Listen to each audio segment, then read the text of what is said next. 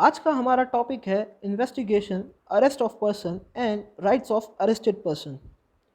हे everybody, मैं हूं आपका होस्ट नितेश एंड आप देख रहे हैं जुडिशरी क्रैकर। हमारे आज के वीडियो में हम डिस्कस करेंगे कि इन्वेस्टिगेशन क्या होता है, इन्वेस्टिगेशन का प्रोसीजर क्या होता है, कब आपको अरेस्ट किया जा सकता है, आपको अरेस्ट कौन कर सकता है, आपको अरेस्ट करने का प्रोसीजर क्या होगा और आपको अरेस्ट करने के बाद आपके राइट्स क्या होंगे। ये सारी बातें जानने के लिए वीडियो को एंड तक ज़रूर देखिए एंड चैनल को सब्सक्राइब कीजिए एंड बेल आइकन पे क्लिक करिए, क्योंकि बेल आइकन से ही आपको चैनल पे नए वीडियोस का अपलोड होने का सबसे पहले नोटिफिकेशन मिलेगा। चलिए वीडियो को स्टार्ट करते हैं। इन्वेस्टिगेशन इन्वेस्टिगेशन सीआरपीसी में सेक्शन 2H के अंदर डिफाइन है। इन्वेस्टिगेशन क्या होता है? इन्वेस्टिगेशन वो सारी कार्रवाई होती है जो पुलिस ऑफिसर के द्वारा या कोई ऐसे पर्सन के द्वारा की जाती है जो खुद मजिस्ट्रेट नहीं है पर मजिस्ट्रेट के द्वारा ऑथराइज्ड है। इस उद्देश्य से की जाती है वो सारी कार्रवाई कि एविडेंस कलेक्ट किया जा सके। ध्यान रखिएगा फ्रेंड्स, इन्वेस्टिगेशन का सोल पर्पस होता है कलेक्शन ऑफ एविडेंस। चलिए, अभी हमें ये तो पता है कि पुलिस ऑफिसर कॉग्निजेबल केसेस में बिना वारंट के अरेस्ट तो कर सकता है, पर सेक्शन 156 पुलिस ऑफिसर को पावर भी देता है कि वो कॉग्निजेबल केसेस के अंदर बिना मजिस्ट्रेट के ऑर्डर के इन्वेस्टिगेट भी कर सकता है। और हम मजिस्ट्रेट के कोर्ट में इस ग्राउंड पे चैलेंज नहीं कर सकते कि sir police officer is not empowered to investigate the case. ये बात सेक्शन 156 सब सेक्शन 2 बताता है। तो सेक्शन 156 सब सेक्शन 1 और 2 क्या पावर देता है पुलिस ऑफिसर को कि वो कोग्निजेबल केस को बिना मजिस्ट्रेट की ऑर्डर के इन्वेस्टिगेशन स्टार्ट कर सकता है। और हम ऐसे इन्वेस्टिगेशन को कोर्ट में चैलेंज नहीं कर सकते इस ग्राउंड पे कि sir he is not authorized to investigate the case. अब आता है सेक्शन 156 सब सेक्शन 3। ये इंपॉर्टेंट सेक्शन है, ये हम लेमन लैंग्वेज में भी डेली सुनते होंगे, कोर्ट में कहीं पे भी या नॉर्मल भी किसी से सुना होगा कि 156(3) का ऑर्डर आ गया है, अब तो पुलिस को इन्वेस्टिगेशन स्टार्ट करना ही पड़ेगा। जी हाँ, ये 156(3 वही है। 156(3) के अंदर कोग्निजेबल केसेस के अंदर मजिस्ट्रेट कोर्ट कंप्लेन में इन्वेस्टिगेशन का ऑर्डर देता है। अब ये रुकिए, ये थोड़ा कंफ्यूजिंग हुआ। अभी मैंने कहा था कि पुलिस ऑफिसर कोग्निजेबल केसेस में बिना मजिस्ट्रेट के ऑर्डर के इन्वेस्टिगेशन स्टार्ट कर सकता है, तो फिर ये यहाँ ऑर्डर क्यों दे रहा है मजिस्ट्रेट? कौन सा ऐसे कोग्निजेबल केसेस है जिसमें ऑर्डर देने की ज़रूरत पड़ी है? ये वो सारे कोग्निजेबल केसेस है जिसमें पुलिस ऑफिसर इंफॉर्मेशन रिकॉर्ड नहीं करते हैं, एफआईआर फाइल नहीं करते हैं। तो ऐसे केसेस में जब हम कोर्ट कंप्लेन करने की नौबत आती है, कोर्ट कंप्लेन करना पड़ता है, तो मजिस्ट्रेट ऑर्डर करता है 156(3) के अंदर पुलिस ऑफिसर को कि आप केस को इन्वेस्टिगेट करिए। हमें यहाँ एक चीज़ और देखनी है, सेक्शन 156(3) को हमें सेक्शन 202 सीआरपीसी के साथ कंफ्यूज नहीं करना है। सेक्शन 202 सीआरपीसी में भी मजिस्ट्रेट पोस्टपोन करता है इशू ऑफ प्रोसेस और उसके बाद पुलिस ऑफिसर को डायरेक्ट करता है इन्वेस्टिगेशन के लिए। 202 के अंदर पुलिस ऑफिसर को डायरेक्ट किया जाता है इन्वेस्टिगेशन के लिए, 156(3) के अंदर पुलिस ऑफिसर को ऑर्डर दिया जाता है इन्वेस्टिगेशन करने के लिए। एक चीज़ और बेसिक डिफरेंस है 156(3) और 202 के अंदर ये है कि 156(3) के अंदर जो इन्वेस्टिगेशन का ऑर्डर दिया जाता है वो कोर्ट के कोग्निजेंस लेने से पहले दिया जाता है, और 202 के अंदर जो इन्वेस्टिगेशन के लिए डायरेक्ट किया जा रहा है वो कोग्निजेंस लेने के बाद किया जा रहा है। चलिए आगे हमारा टॉपिक है कि इन्वेस्टिगेशन का प्रोसीजर क्या होगा, इन्वेस्टिगेशन कैसे किया जाएगा, पुलिस ऑफिसर की क्या ड्यूटी है इन्वेस्टिगेशन करते वक्त। इन्वेस्टिगेशन करने के लिए प्रोसीजर, सबसे पहले पुलिस ऑफिसर जो होगा, जो भी इंफॉर्मेशन उसे मिली है उसकी एक रिपोर्ट बनाएगा और जो मजिस्ट्रेट एम्पावर्ड है कोग्निजेंस लेने के लिए पुलिस रिपोर्ट का, उसे फॉरवर्ड करेगा। उसके बाद पुलिस ऑफिसर स्पॉट पे जाएगा, फैक्ट्स को इन्वेस्टिगेट करेगा और केस के सर्कमस्टेंसेस को देखेगा और वो सारे मेजर्स लेगा जो नेसेसरी है ये पता करने के लिए कि अक्यूज्ड पर्सन कौन है और ऑफेंडर को अरेस्ट करने के लिए जो भी स्टेप्स ज़रूरी है। एक चीज़ ध्यान रखनी है यहाँ तो मोस्ट इम्पॉर्टेंट है कि अगर रेप ऑफेंसेस का इन्वेस्टिगेशन होता है और तो पुलिस ऑफिसर को विक्टिम के स्टेटमेंट या तो उसकी रेजिडेंस पे लेने होंगे या उसकी मर्ज़ी की जगह पे लेने होंगे, किसकी प्रेजेंस में लेने होंगे, या फैमिली के या रिलेटिव के या फिर कोई भी सोशल वर्कर के। और जितना पॉसिबल हो सके ये स्टेटमेंट जो रिकॉर्ड करेगा या करेगी वो वुमेन पुलिस ऑफिसर ही होना चाहिए। In the absence of women police officer available, तो एक्सेप्शनल सर्कमस्टेंसेस के अंदर मेल पुलिस ऑफिसर भी रिकॉर्ड कर सकता है। नेसेसरी नहीं है कि रेप केसेस के अंदर विक्टिम के स्टेटमेंट वुमेन पुलिस ऑफिसर ही रिकॉर्ड करेगी। जितना पॉसिबल हो सके, जितनी कोशिश हो सके पुलिस ऑफिसर को ये करनी है कि वुमेन पुलिस ऑफिसर ही स्टेटमेंट रिकॉर्ड करे।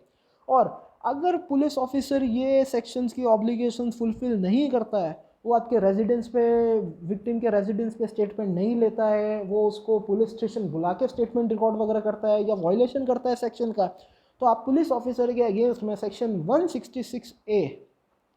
166A आईपीसी के अंदर आप प्रोसीडिंग इनिशिएट कर सकते हैं। फिर आगे, अगर पुलिस ऑफिसर को लगता है कि कोई भी केस बना ही नहीं है इन्फॉर्मेशन नोट करने के बाद, कि कोई ऑफेंस कमिट हुआ ही नहीं है, तो उसकी ड्यूटी बनती है कि वो इन्फॉर्मेंट को इन्फॉर्म करेगा इस चीज़ के बारे में कि वो केस को इन्वेस्टिगेट नहीं कर रहा है और ना ही किसी से करवा रहा है। ये सारी बातें सेक्शन 157 सीआरपीसी जस्टिफाई करता है। चलिए, हमारा नेक्स्ट टॉपिक है कि कौन से केसेस में आपको अरेस्ट किया जा सकता है। इसमें हम सबसे पहले देखेंगे सेक्शन 41 कि आपको विदाउट वारंट कब पुलिस अरेस्ट कर सकती है। ये वारंट के साथ नहीं है, विदाउट वारंट। जब आपने पुलिस ऑफिसर की प्रेजेंस में कोई कॉग्निजेबल ऑफेंस कमिट किया है, या पुलिस ऑफिसर को कोई क्रेडिबल इन्फॉर्मेशन मिली है और रीजनेबल सस्पिशन है कि इस पर्सन ने कॉग्निजेबल ऑफेंस कमिट किया है, या पुलिस ऑफिसर के पास कंप्लेन आई है कॉग्निजेबल ऑफेंस की जिसमें पनिशमेंट 7 साल से ऊपर का है या 7 साल तक का है, 7 साल का है या 7 साल से ऊपर का है, या कोई ऐसा पर्सन जो प्रोक्लेम्ड ऑफेंडर है। प्रोक्लेम्ड ऑफेंडर जो है वो सीआरपीसी सेक्शन 82 के अंदर डिक्लेयर करते हैं कि उन सिचुएशंस में हम प्रोक्लेम्ड ऑफेंडर डिक्लेयर करते हैं, पर्सन को भगोड़ा घोषित करते हैं, तो भगोड़े को पुलिस ऑफिसर बिना वारंट भी अरेस्ट कर सकती है। या फिर कोई ऐसा पर्सन जिसके पोजीशन में स्टोलन प्रॉपर्टी मिली है। अब ये जो स्टोलन प्रॉपर्टी है वो आईपीसी के सेक्शन 411 के अंदर डिफाइन की गई है। स्टोलन प्रॉपर्टी का मतलब क्या हुआ? स्टोलन प्रॉपर्टी वो सारी प्रॉपर्टी होती है जो theft, extortion, robbery, criminal miss appropriation करके या क्रिमिनल ब्रीच ऑफ ट्रस्ट करके जो आपने हासिल की गई है, वैसी प्रॉपर्टी का आप पोजीशन ट्रांसफ़र करते हो, तो वो सारी प्रॉपर्टी स्टोलन प्रॉपर्टी कहलाती है। और अगर ऐसी कोई प्रॉपर्टी आपके पोजीशन में मिलती है तो पुलिस ऑफिसर बिना वारंट आपको अरेस्ट कर सकता है। फिर पॉइंट आता है कि अगर कोई आर्म्ड फोर्सेस का डेजर्टर है, आर्म्ड फोर्सेस का कोई भगोड़ा है, जो आर्म्ड फोर्सेस अपनी ड्यूटी छोड़ के बिना किसी को बताए नौकरी छोड़ के घर पे आके बैठ गया है, तो उसे भी पुलिस ऑफिसर बिना वारंट के अरेस्ट कर सकता है। और लास्ट पॉइंट है कि जब रिक्विजिशन आता है कोई और पुलिस ऑफिसर के द्वारा कि सर आप उसे अरेस्ट कीजिए, और रिक्विजिशन ऐसे पुलिस ऑफिसर से आना चाहिए जो खुद ऑथराइज्ड है उस पर्सन को अरेस्ट करने के लिए। तो ये था, हमने देखा सबसे पहले सेक्शन 41 के जिसमें आपको पुलिस बिना वारंट अरेस्ट कर सकती है। ये थे कुछ केसेस। अभी नेक्स्ट हम करेंगे सेक्शन 41A के notice of appearance before police officer. आपको नोटिस दिया जाएगा कि पुलिस ऑफिसर के सामने प्रेजेंट होइए जब पुलिस ऑफिसर को लगता है सेक्शन 41 के अंदर अरेस्ट करने की कोई रिक्वायरमेंट है ही नहीं, नीड है ही नहीं। और पर्सन जब तक अरेस्ट नहीं किया जाएगा जब तक वो नोटिस की कंडीशंस को कंप्लाई कर रहा है। और अगर इन केस पुलिस ऑफिसर को अरेस्ट करना पड़े पर्सन को, तो वो स्पेशल रीज़न रिकॉर्ड करेगा राइटिंग के अंदर कि मैं इस पर्सन को क्यों अरेस्ट कर रहा हूँ। और अगर कोई पर्सन कंप्लाई नहीं कर रहा है कंडीशंस को, अगर कोई पर्सन कंप्लाई नहीं कर रहा है नोटिस की कंडीशन को, तो फिर कोर्ट का ऑर्डर चाहिएगा अरेस्ट करने के लिए। कोर्ट ऑर्डर करेगी कि आप इस पर्सन को अरेस्ट करिए। अब ये जो सेक्शन 141A है, ये हाईलाइट हुआ है Arnesh Kumar versus state of Bihar के केस के बाद। बहुत ज़्यादा हाईलाइट हुआ था, जिसमें 2014 का केस है ये अरनेश कुमार, जिसमें सुप्रीम कोर्ट ने कहा था कि जो 498A के केसेस होते हैं, उसमें पुलिस डायरेक्ट अक्यूज को अरेस्ट कर लेती थी। इसमें सुप्रीम कोर्ट ने कहा कि आप डायरेक्ट अरेस्ट नहीं करेंगे, आप नोटिस देंगे अपने सामने आने का और उसके स्टेटमेंट्स वगैरह लेंगे और इन्फॉर्मेशन लेंगे कि एक्चुअल में क्या हुआ क्या नहीं। आप वन साइड स्टोरी सुन के आप अरेस्ट नहीं करेंगे। तो फिर क्वेश्चन आया था कि पुलिस नोटिस कहाँ देती है। तब लोग अवेयर हुए थे सेक्शन 41A के अंदर पुलिस को पावर है कि वो सीधा अरेस्ट ना करके नोटिस देंगे ऑपोजिट पर्सन को कि आप हमारे सामने प्रेजेंट होइए और अपनी इन्फॉर्मेशन या जो भी क्वेश्चन हम पूछना चाह रहे हैं उनका जवाब दीजिए। चलिए आगे बढ़ते हैं।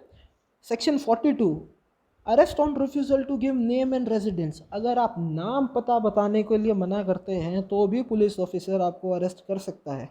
अगर कोई नॉन कोग्निजेबल ऑफेंस कमिट किया, ध्यान रखिएगा यहाँ पे कोग्निजेबल ऑफेंस नहीं है, नॉन कोग्निजेबल ऑफेंस अगर आपने कमिट किया है पुलिस ऑफिसर की प्रेजेंस में और पुलिस ऑफिसर आपसे नाम और पता पूछ रहे हैं, या तो आप नाम और पता नहीं बता रहे हैं या आप नाम और पता गलत बता रहे हैं, तो पुलिस ऑफिसर आपको अरेस्ट कर सकता है नाम पता नहीं बताने के जुर्म में।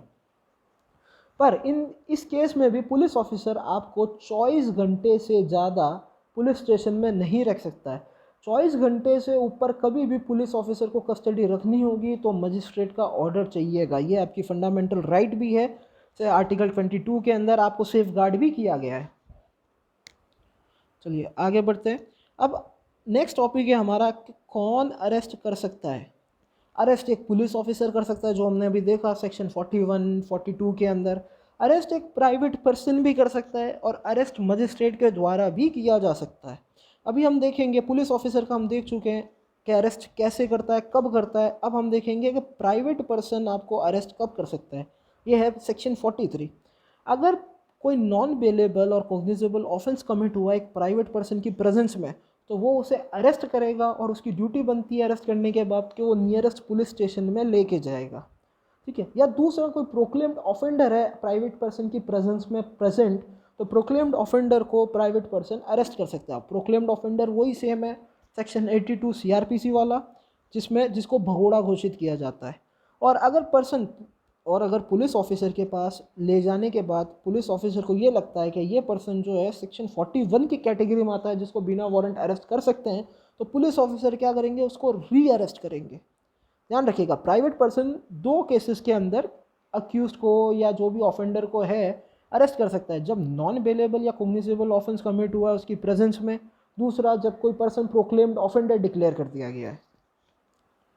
अब नेक्स्ट हम देखेंगे कि मजिस्ट्रेट कौन से केसेस के अंदर अरेस्ट कर सकता है। सेक्शन 44, जब ऑफेंस कमिट हुआ है मजिस्ट्रेट की प्रेजेंस में उसके लोकल जुरिस्डिक्शन के अंदर, उसके एरिया ऑफ जुरिस्डिक्शन में कमिट हुआ है, तो वो डायरेक्ट कर सकता है किसी भी पर्सन को या वो खुद भी आपको अरेस्ट कर सकता है।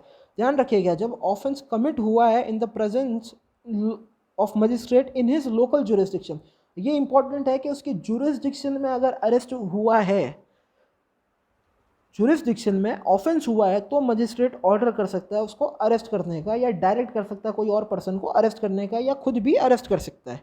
अब दूसरा पॉइंट है जब ऑफेंस कमिट हुआ है, कमिट हुआ तब वो प्रेजेंट ही नहीं था पर उसके जुरिस्डिक्शन में हुआ है।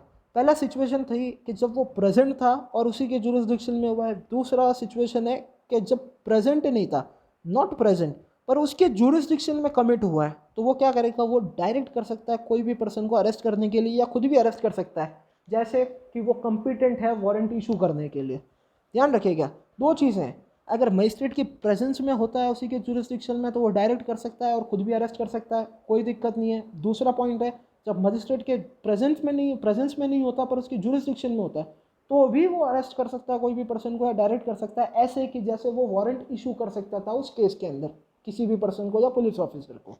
अब यहाँ एक एनालिटिकल क्वेश्चन आता है, बहुत बार प्रॉब्लमेटिक क्वेश्चन भी आता है कि मान लीजिए मजिस्ट्रेट अपने जुरिस्डिक्शन के बाहर गया है। मैं मजिस्ट्रेट हूँ जयपुर के अंदर और मैं मजिस्ट्रेट आया हूँ जोधपुर छुट्टी के अंदर, तो मेरे जुरिस्डिक्शन के बाहर है। अब मेरी प्रेजेंस में किसी ने ऑफेंस कमिट कर लिया है, तो क्या मैं किसी को डायरेक्ट कर सकता हूँ या क्या मैं किसी को एज अ मजिस्ट्रेट अरेस्ट कर सकता हूँ? या अगर मैंने किसी पर्सन को अरेस्ट किया है तो मैंने किस अथॉरिटी में अरेस्ट किया, क्या मैं प्राइवेट पर्सन की कैपेसिटी में अरेस्ट कहलाएगा या फिर अरेस्ट बाय मजिस्ट्रेट कहलाएगा? तो ध्यान रखना ऐसा अरेस्ट अगर मैं अपने लोकल जुरिस्डिक्शन के बाहर करता हूँ तो मैं अरेस्ट बाय मजिस्ट्रेट नहीं कहलाएगा, वो अरेस्ट बाय प्राइवेट पर्सन कहलाएगा। क्योंकि सेक्शन 44 का एसेंशियल है कि जब ऑफेंस कमिट तो हुआ है मेरी प्रेजेंस में पर मेरे लोकल जुरिस्डिक्शन में होना चाहिए। सबसेक्शन 1 सबसेक्शन 2 दोनों में लिखा हुआ है कि लोकल जुरिस्डिक्शन के अंदर होना चाहिए, तो ध्यान रखिएगा ये पॉइंट। जब अपने लोकल जुरिस्डिक्शन के बाहर मजिस्ट्रेट अरेस्ट करता है तो वो अरेस्ट बाय मजिस्ट्रेट नहीं, अरेस्ट बाय प्राइवेट पर्सन की कैटेगरी में चला जाता है। चलिए आगे देखते हैं हम कि अरेस्ट का प्रोसीजर क्या होगा। अब अरेस्ट के प्रोसीजर इसमें देखेंगे हम सेक्शन 41B के procedure and duties of police officer making arrest. जो भी पुलिस ऑफिसर अरेस्ट करने आएगा तो उसको क्लियर और एक्यूरेट आइडेंटिफिकेशन होना चाहिए नेम का, ताकि हम आइडेंटिफाई कर पाए कि ये पर्सन कौन है, कौन सी रैंक का है या क्या नाम है इसका। वो अरेस्ट मेमो बनाएगा एक, जो एटलीस्ट एक विटनेस से अटेस्ट होनी ज़रूरी है। और अरेस्ट मेमोरेंडम जो होगा वो काउंटर साइन होगा अरेस्टेड पर्सन का, जिसको अरेस्ट कर रहे हैं वो भी काउंटर साइन करेगा अरेस्ट मेमो को। उसके बाद अगर अरेस्ट करते वक्त उसके रिलेटिव वगैरह प्रेजेंट नहीं है तो वो इन्फॉर्म करेंगे उनके रिलेटिव को, अगर वो अरेस्ट के टाइम प्रेजेंट नहीं थे, कि भाई इस पर्सन को अरेस्ट कर लिया गया है। तो सेक्शन 41 भी बताता है कि क्या पुलिस ऑफिसर की ड्यूटीज़ है, क्या प्रोसीजर है अरेस्ट करने के दौरान। इसके बाद हम देखेंगे सेक्शन 46 कि अरेस्ट किया कैसे जाएगा। 41B में हमने देखा था ड्यूटीज़ क्या है, प्रोसीजर क्या है, क्या उन्हें फॉलो करना है। 46 में हम देखेंगे कि अरेस्ट किया कैसे जाता है। अरेस्ट किया जाएगा एक्चुअली कन्फाइन करके, एक्चुअली टच करके बॉडी को, सिर्फ ऐसे बोल के नहीं किया जाएगा कि हाँ तुम्हें अरेस्ट किया जाता है ना, एक्चुअली टच और कन्फाइन करके अरेस्ट किया जाएगा। या फिर दूसरा ऑप्शन है, अगर अक्यूज्ड पर्सन खुद सरेंडर कर देता है अपने आप को, चाहे वर्ड्स या एक्शन से, तो भी अरेस्ट माना जाएगा। और जब अगर फीमेल को अरेस्ट करना है, अगर किसी फीमेल को अरेस्ट करना है तो फीमेल पुलिस ऑफिसर ही अरेस्ट करेगी। यहाँ दोस्तों कोई एक्सेप्शनल सिचुएशन नहीं है कि male police officer female accused को या फीमेल पर्सन को अरेस्ट कर सकता है, नहीं। स्टेटमेंट रिकॉर्ड करने के लिए एक्सेप्शनल सिचुएशन में मेल ऑफिसर रिकॉर्ड कर सकता है, ध्यान रखना। पर अरेस्ट करने के लिए फीमेल पर्सन को फीमेल पुलिस ऑफिसर का होना ज़रूरी है। मेल पुलिस ऑफिसर फीमेल को कभी अरेस्ट नहीं कर सकता है। और अगर जिस भी पर्सन को अरेस्ट करना है वो अपनी जो भी अरेस्ट जो है वो इवेड कर रहा है, जो भागना चाह रहा है, अरेस्ट होने से रोक रहा है, रेजिस्ट कर रहा है, तो पुलिस ऑफिसर जो है वो सारे नेसेसरी मीन्स जो ज़रूरी है अरेस्ट को इफेक्ट में लाने के लिए यूज़ कर सकते हैं। पर ध्यान रखना वो डेथ कॉज नहीं कर सकते पर्सन की, अनलेस उस पर्सन ने ऐसा ऑफेंस किया है जिसकी सज़ा डेथ या एलआई है। ध्यान रखिएगा दोस्तों, इंपॉर्टेंट पॉइंट है कि पुलिस ऑफिसर वो सारे मेजर्स ले सकता है जो भी ज़रूरी है अरेस्ट को इफेक्ट में लाने के लिए, उसको पकड़ने के लिए, पर वो उतनी फोर्स यूज़ नहीं कर सकता कि वो उसकी डेथ कॉज कर दे, जब तक उस पर्सन ने कोई ऐसा ऑफेंस नहीं किया है जिसकी सज़ा या तो डेथ है या लाइफ इम्प्रिजनमेंट है। और जब हमने अभी ऊपर पॉइंट में एक और बात करी थी कि फीमेल को फीमेल पुलिस ऑफिसर ही अरेस्ट करेगी, और फीमेल को सनसेट के बाद या सनराइज से पहले अरेस्ट नहीं किया जाएगा। पर एक्सेप्शनल सिचुएशन में जुडिशियल मजिस्ट्रेट फर्स्ट क्लास की परमिशन लेने के बाद आपको फीमेल को सनसेट के बाद और सनराइज से पहले भी अरेस्ट किया जा सकता है। बट ये ध्यान रखिएगा फीमेल पुलिस ऑफिसर ही फीमेल को अरेस्ट करेगी। दो एक्सेप्शन है इस केस में, फीमेल विक्टिम रेप विक्टिम के statement male police officer exceptional situation में रिकॉर्ड कर सकता है। एक्सेप्शनल सिचुएशन में सनसेट के बाद सनराइज से पहले भी फीमेल को अरेस्ट किया जा सकता है जुडिशियल मजिस्ट्रेट फर्स्ट क्लास की परमिशन लेने के बाद। बट एक चीज़ जो कभी चेंज नहीं होगी, एक्सेप्शन उसका है ही नहीं, कि फीमेल को फीमेल पुलिस ऑफिसर ही अरेस्ट करेगी, चाहे रात में करो, दिन में करो, कभी भी करो। चलिए आगे बढ़ते हैं। आज का हमारा लास्ट टॉपिक कि अरेस्टेड पर्सन के क्या राइट्स है, उसके क्या अधिकार है। सबसे पहला उसका राइट है कि उसको किस ग्राउंड पे अरेस्ट किया गया है ये जानने के लिए, और क्या उसको बेल का राइट है या नहीं है। पुलिस ऑफिसर अरेस्ट करते के बाद उसको बताएगा कि आपको किस किस ग्राउंड पे अरेस्ट किया गया है और आपको बेल का राइट है या नहीं है। ये सेक्शन 50 CRPC बताता है, आपको राइट देता है। दूसरा बोलता है कि ये डिस्टर्बेंस के लिए माफ़ी चाहता हूँ दोस्तों। अभी हमने पहला राइट देखा था कि आपको अपने ग्राउंड ऑफ अरेस्ट और राइट टू बेल जानने का अधिकार है, आपको इन्फॉर्म किया जाएगा। सेकंड राइट है कि अगर आपको अरेस्ट किया गया है तो जो भी पर्सन को आप नॉमिनेट करेंगे उनको आपकी अरेस्ट के बारे में इन्फॉर्म किया जाएगा। ये बात सेक्शन 50A में लिखी हुई है। फिर आपका मेडिकल एग्जामिनेशन करवाने का भी आपका राइट है। अक्यूज्ड पर्सन अरेस्टेड पर्सन अपनी सेफ्टी के लिए कि पुलिस वाले उसको लॉकअप में टॉर्चर नहीं करे, मारपीट नहीं करे, इसके लिए वो अपना medical examination time to time करवा सकता है। ये सेक्शन 54 में है। अब उसको पुलिस ऑफिसर जो है बिना मजिस्ट्रेट की परमिशन के ऑर्डर के 24 घंटे से ज़्यादा डिटेन कर ही नहीं सकते हैं, excluding the time of travel. कि अगर कहीं से पकड़ के ला रहे हैं उसको और 24 घंटे उसी में निकल गए तो नहीं, वो journey time, travel time minus हो जाएगा, पर उसको लॉकअप के अंदर डिटेन करके, पुलिस स्टेशन में डिटेन करके 24 घंटे से ज़्यादा आपको नहीं रख सकते। ये आपका फंडामेंटल राइट भी है, यही बात आर्टिकल 22 भी जस्टिफाई करता है वापस। फिर आपको लॉयर कंसल्ट करने का राइट है, सेक्शन 41D, आपको अपनी इच्छा का लॉयर कंसल्ट करने का राइट है during the investigation, but not through out the investigation. आप इन्वेस्टिगेशन के दौरान या जब आपसे अरेस्ट किया गया है तो आप कुछ कुछ समय, कुछ कुछ टाइम के लिए अपने लॉयर से मिल सकते हैं, पर आप पूरे इन्वेस्टिगेशन के दौरान कंटिन्यू लॉयर की प्रेजेंस में आपका इन्वेस्टिगेशन नहीं होगा। फिर लास्ट है आपका right health and safety. Police officer bound है, जिन्होंने आपको अरेस्ट किया वो आपकी हेल्थ और सेफ्टी का बराबर ध्यान रखेंगे। आपको खाना वगैरह मिलेगा लॉकअप के अंदर, आपका अगर कोई बीमारी वगैरह है तो उसका ट्रीटमेंट भी करवाया जाएगा। तो राइट्स क्या थे फ्रेंड्स अरेस्टेड पर्सन के? आपको ग्राउंड, किस ग्राउंड पे अरेस्ट किया गया है, आपको राइट है या नहीं बेल का, आपको अरेस्ट किया गया है तो आप कोई पर्सन नॉमिनेट कर सकते हैं जिसको इन्फॉर्म किया गया है। आप अपना सेफ्टी के लिए मेडिकल एग्जामिनेशन भी करवा सकते हैं टाइम टू टाइम कि आपको कोई टॉर्चर नहीं हो रहा है, आपको पुलिस मारपीट नहीं कर रही है लॉकअप के अंदर। आपको 24 घंटे से ज़्यादा डिटेन नहीं कर सकती police without the order of magistrate, excluding the time of journey. फिर आपको राइट है लॉयर से कंसल्ट करने का, not through out the investigation but in between investigation.